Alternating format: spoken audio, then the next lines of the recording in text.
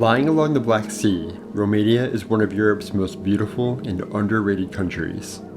But it does have one major issue that it can't seem to figure out.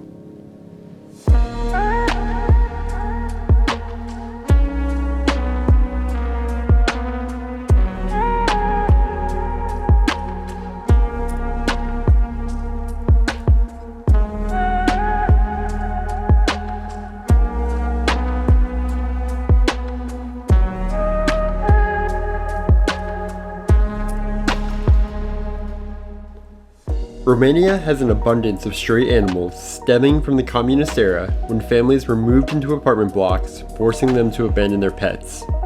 Over time, Romania has become home to more stray animals than any other European nation. To this day, the government has failed to try and mitigate the issue humanely, leaving rescuers to do the job on their own.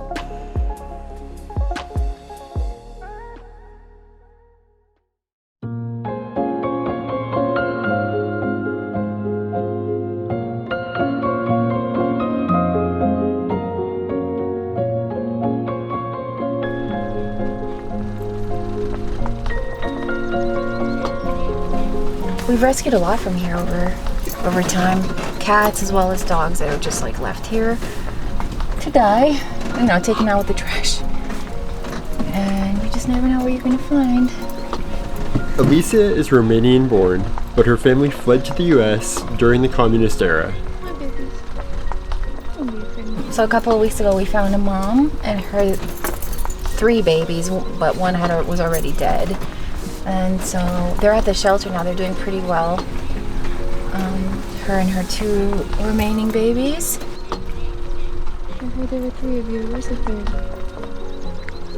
She previously worked for the United Nations Environment Program, but after returning to Solca in 2013, she couldn't ignore the number of animals in desperate need. Her everyday is different, but always has the same start, including a morning visit to the home of a local woman who passed away while housing dogs in her own backyard. They get let out every single day. Hi. This is Eve. She was a rescuer, but she didn't have anywhere to get the dogs adopted to, so she just took them in and kept them for their whole lives, The youngest is 7 to 8 years old, and then we have dogs that are 11, probably older. So they just spent their whole lives in these enclosures. And now the mayor and her daughter have asked us to help, rehome them, give them a chance at something other than, a closed pen and just, nothing. One of the most incredible parts of this story is that nobody is paying Elisa for her time to come and do this every day. She shows up every morning and cares for the dogs, knowing that if she doesn't, no one else will. And she said, okay, well, if you take care of them personally, then they can stay here. And so I was like, fine, I'll come every day, I'll feed them, we'll provide food, we'll provide medical care, and we'll provide homes as long as you let me kind of bring them to the shelter whenever I have space, because I don't have,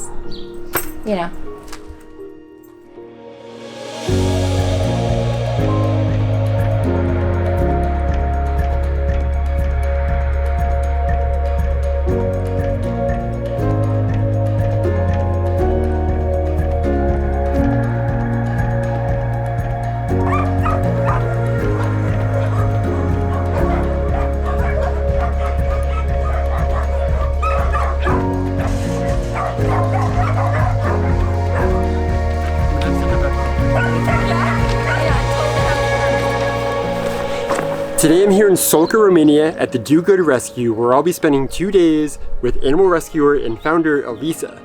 Elisa started rescuing in 2016 and currently houses over 180 dogs and 25 cats in 30 pens on 40 acres of blueberry farm.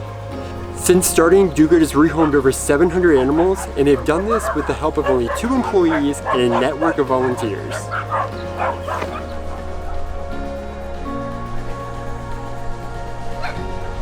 We started the blueberry farm in 2013 after we got married, and we thought it would be a good idea to kind of move out of the country and start a blueberry farm. But the situation with homeless animals was very obvious. Lots of animals left at gas stations, lots of animals killed, left on the side of the road, hit and runs. And I hadn't anticipated that when I moved back to Romania. That was the hardest part about moving back here and trying to make a life here. And so these guys also need to stay separated from other cats because we have 4 catteries.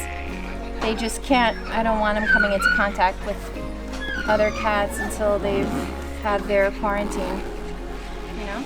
My husband suggested actually that we just set up a few pens and take animals in, but we didn't have any partners to rehome them, so we just ended up with a lot of animals and nowhere for them to go. Let's start with the kittens.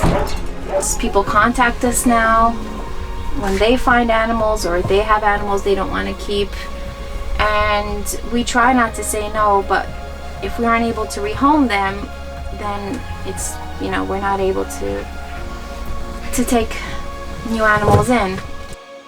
And eventually we expanded our network and started rehoming dogs and cats to the UK, and it's been a game changer because the more we're able to rehome, the more we're able to rescue. And despite our efforts at spaying and neutering, a free spay and neuter campaign, people still dump animals everywhere on the side of the road. They dump them here at the shelter, they throw them over our fence. The homeless animal and abandoned animal problem persists, and so if we can't rehome them, we really can't continue rescuing them. It's your boy Chris. Living with Buddy.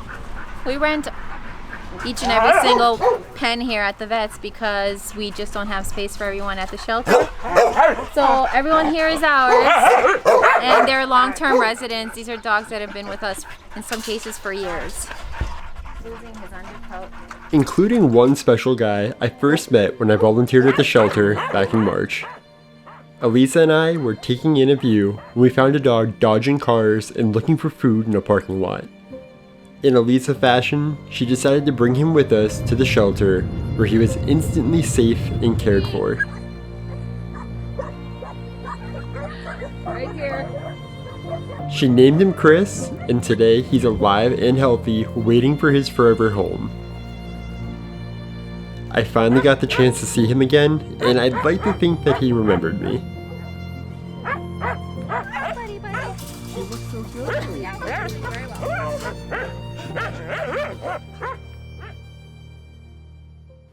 Not even a minute after leaving the vet, Elisa spotted a puppy who was in need and jumped into action.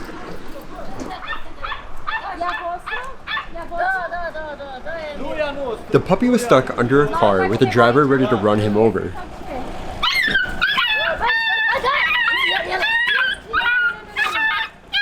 The man then threw the puppy against the wall into a bush where Elisa stepped in to save him.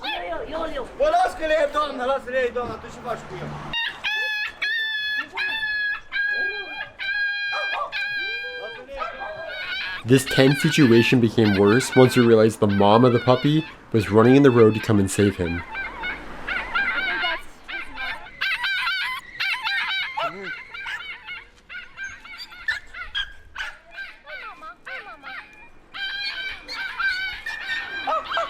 Elisa tried to lure the mom over, but she was scared and kept backing herself into the road.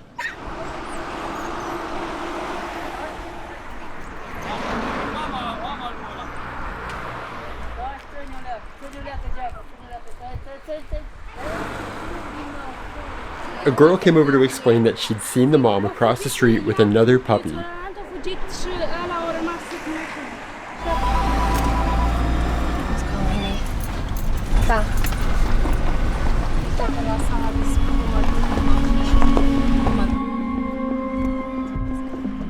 don't think we're going to be able to get this mom and her baby.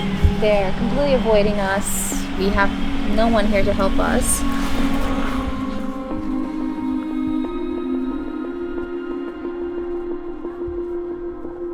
But They're probably running around all this neighborhood trying to get food.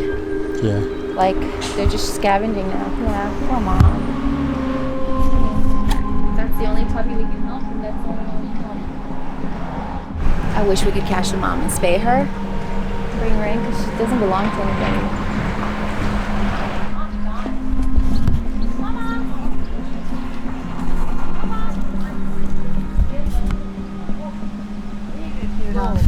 I don't think he's helping the situation. Alright.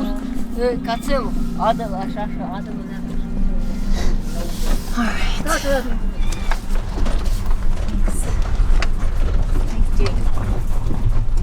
Super helpful caliber of people. One's trying to run him over.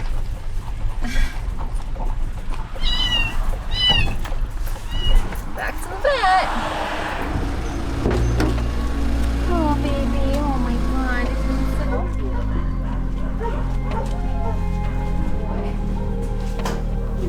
Baby, it's okay. I mean, the more time they spend, like, exposed on the streets, the more likely they are to get killed by a car or get parvo or some other illness and die anyway. Their outlook isn't very good. Just, you know, running around the streets here foraging for food with their mom. It's actually pretty grim. Okay, well, clearly we have no one to speak to today. Yeah. Results. But yeah, so he's clear across the board. Good. Amazingly, but he's definitely going to be quarantined because I don't know where he's been last few weeks. You're on fire. Oh, your boy. Look at this face. Look at this. As we passed by, the mom was still in panic, looking for her baby. I'm just going to push her into the street.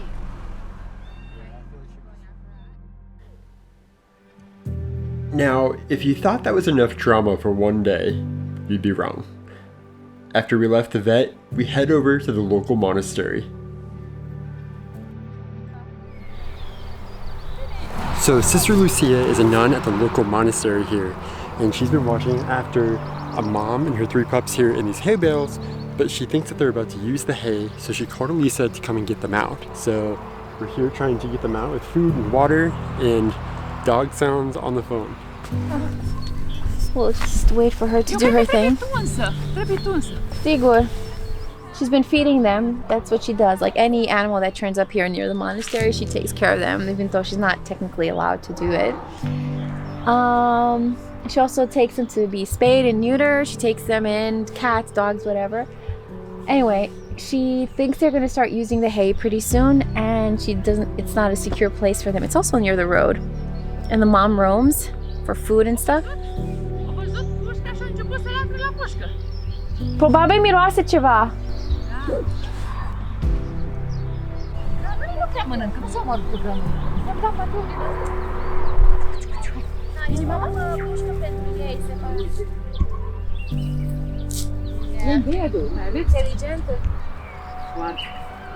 I won't take the babies without the mom. She'll have to secure the mom and the babies, and we take them all together. I'm afraid if we take the babies and the mom's just gonna wander and we won't have a chance to take the whole family again. I really don't like leaving mothers behind, because then the cycle just repeats itself. She'll have another litter, and so on and so forth. And she said she let her pick her up, she let her care for her for the first time, and now she's very apprehensive because we're new. The crate smells like other dogs, even though I disinfected it, and she's smart. Smart girl. It's okay. She got the mother into the crate, so now she's gonna get the babies. That'll save us some time.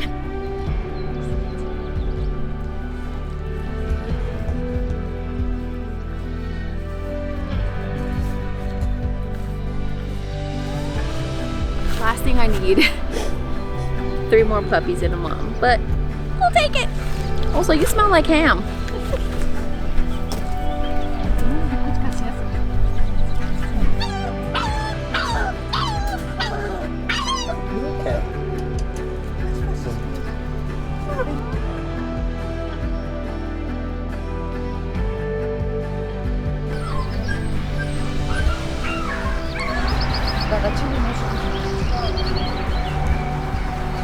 Success! This is the ne'er-do-well. Just the ne'er-do-well. Yes, you. You also smell like ham. Oh God. On top. Okay. The only place.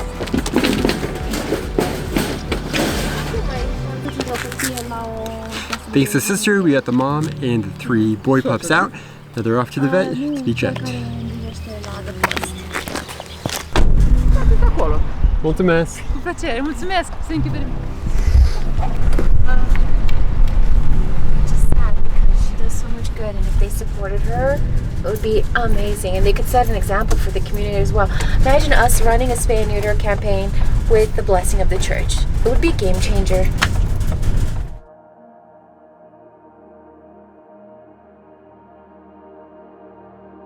And then take her down to. We bring the mom and her pups back to the shelter to reunite them in the safety of their pen.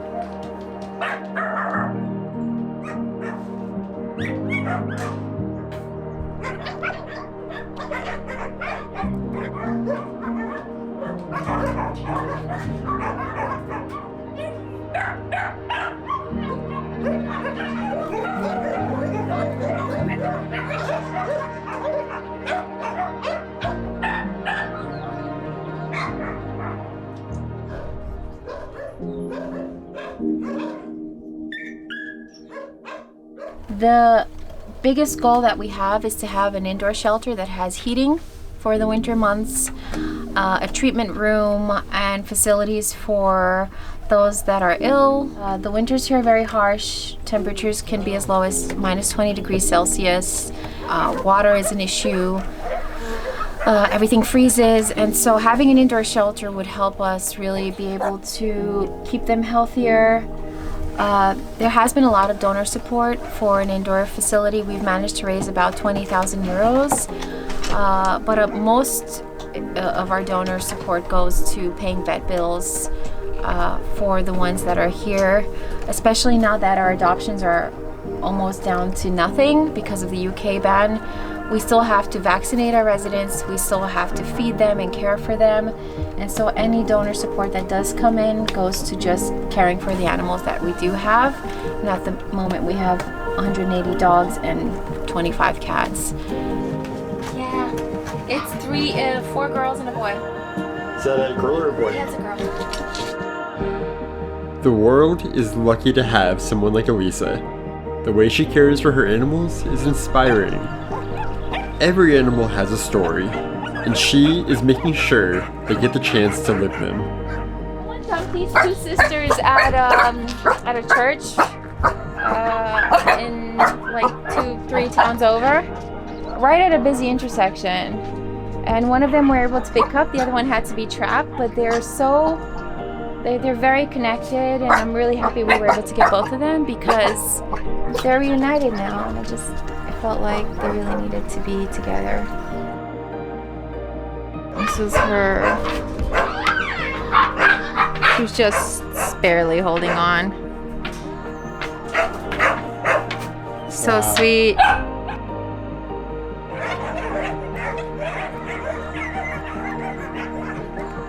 So our motivation was to really just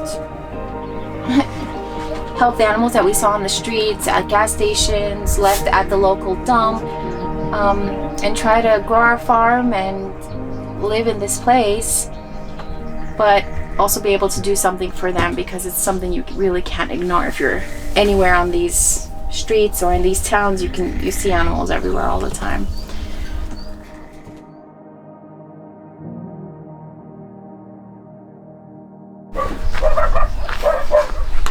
I can't with him. I just can't with you, dude. Thank you so much for watching. If you enjoyed the video and want to watch more like this, please consider subscribing. More importantly, if you'd like to support the work of DoGood Rescue, find the links below in the description.